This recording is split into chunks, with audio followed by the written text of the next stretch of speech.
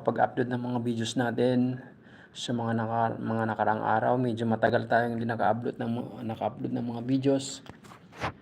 Nag-implement kasi ng BIR ang mga business natin, nag-online seller tayo. Kaso ang nagkaroon ng problema kasi yung mga maliliit na online seller kailangan na mag-provide ng business permit. Diyos ko, business permit online seller. Samantalang pa isa-isa lang po yung order natin, hindi pa po tayo kumikita ng malaki dito. Nag-uumpisa pa lang tayo. Pero wala tayong magagawa, yan ang patakaran ng BIR natin, yan ang patakaran ng gobyerno natin, sumunod na lang tayo. Siguro matagalan bago natin maayos yun. Kasi wala naman tayong physical store, mga ka-vlog. Ako lang po ay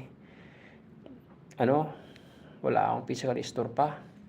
Kaya hindi pa ako makakakuha ng business permit.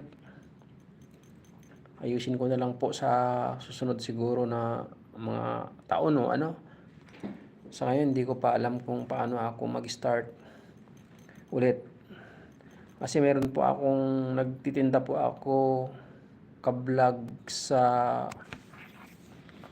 TikTok, nagtitinda ako sa Lazada, nagtitinda ako sa Shopee, nagtitinda ako. Sa awa ng Panginoon, may isa-isa akong order. Sa Lazada, naka 100 plus reviews na po ako doon. Sa awa ng Panginoon, nakakabenta naman tayo. Kaso ngayon, na-deactivate yung account natin, kaya hindi tayo nakabenta na.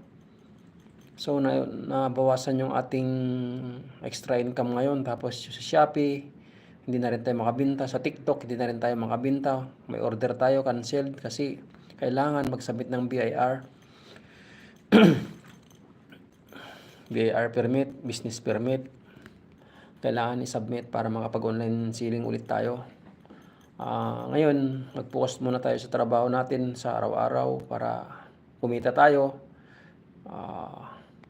Yun, tapos binabalak ko ka-vlog na mag-apply sa angkas muna o move it, maangkas na para kahit pa paano meron tayong extra income. Pag off duty natin, pwede tayong mag-extra ng ilang oras para mag-extra income. Yun ang mapapayo ko sa inyo ka-vlog pag may mga oras kayo na magdagdag ng income, gawin natin. Pero wag natin papabayaan ang ating sarili, yung kaya lang po natin na oras, para kahit pa paano po, alamin naman natin sa ating mga minimum wage, tapos meron po tayong bayarin, meron po tayong pinapaaral, lalo na pag nangungupahan po tayo, kulang po talaga yung ating kinikita sa araw-araw. Ang diskarte lang po dyan, magdagdag po tayo ng extra income natin para madagdagan yung ating income, para hindi tayo kapusin at hindi tayo mabaon sa utang. Yun lang po ang aking may advice dyan. Kasi po ako, single parent po ako, meron po akong 2 anak. Nagbabayad po ako ng bahay, nagbabayad po ako ng motor. Pag wala po akong extra income ay wala po talagang matitira sa aking sinisildo bilang minimum wage earner. Kaya naisipan ko po na mag-online selling. Sa awa ng Panginoon ay okay naman. Kaso nga lang ang problema ngayon, nag-implement nga po ng BIR, business permit, ang BIR. Kaya na-stop yung shop natin sa Lazada, Shopee at saka TikTok.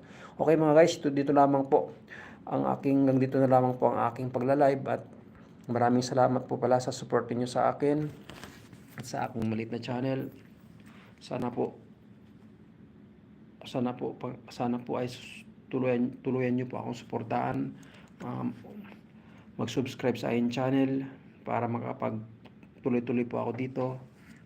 Kayo po ang nagpapalakas ng aking loob. Maraming salamat po.